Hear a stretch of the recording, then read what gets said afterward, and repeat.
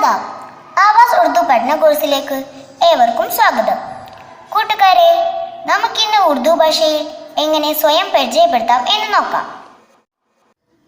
ഞാൻ എന്നെക്കുറിച്ച് ഉറുദു ഭാഷയിൽ പറയുന്ന കാര്യങ്ങൾ ശ്രദ്ധിച്ച് കേൾക്കണേ. मेरा नाम फातिमा निदा है. मैं मलप्पुरम में रहती हूँ. मेरे घर में अम्मी, अब्बा, दादा, दादी, एक भाई और एक बहन है. എൻ്റെ പേര്, വീട്, വീട്ടുകാർ എന്നിവയാണ് ഞാൻ നിങ്ങളോട് പങ്കുവച്ചത്. ഇതുപോലെ നിങ്ങളും നിങ്ങളെക്കുറിച്ച് പറഞ്ഞു നോക്കൂ. നമ്മൾ ഇന്ന് പരിചയപ്പെടുത്തിയപ്പോൾ നാം ഉപയോഗിച്ച പദങ്ങൾ നോക്കാം.